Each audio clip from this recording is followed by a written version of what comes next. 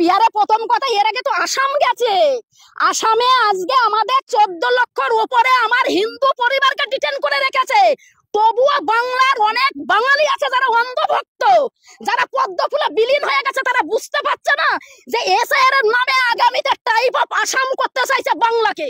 বিহারের কথা ছাড়া বাংলার মানুষ জানে না যে আসামে কিভাবে আমাদের বাঙালিদেরকে আটকে রেখেছে। এবং সেখানে যদি একজন মুসলিম সম্প্রদায়ের মায়ের সন্তান থাকে, সেখানে 15 জন রয়েছে আমাদের হিন্দুরা।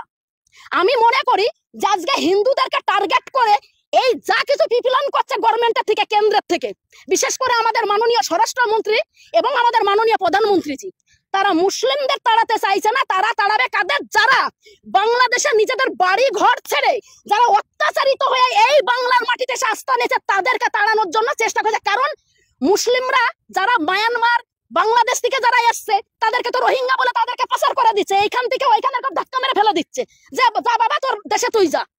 কিন্তু আজকে এই ভারতের মাটিতে বিশেষ করে যারা মুসলিম সম্প্রদায়ের মানুষ আছে, তারা তো বাংলাদেশি না, তাদের তো এসআর নিয়ে কোনো টেনশনের একদম কোনো ব্যাপারই না।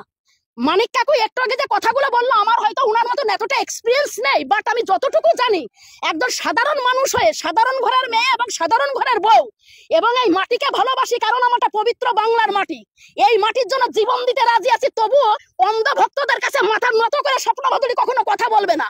এই বাংলার মাটিতে একটা না হিন্দু না একটা মুসলিমকে আমরা ডিটেন করতে দেব। একদম একটা চ্যালেঞ্জ করে আমি শহীদ মিনারের সামনে কেন একদম পুরো মানে আমি দিব্যি দিয়ে বলে গেলাম, জান দিয়ে তারা হিন্দুদের জন্য মুসলিম না, মুসলিমদের জন্য হিন্দুরা।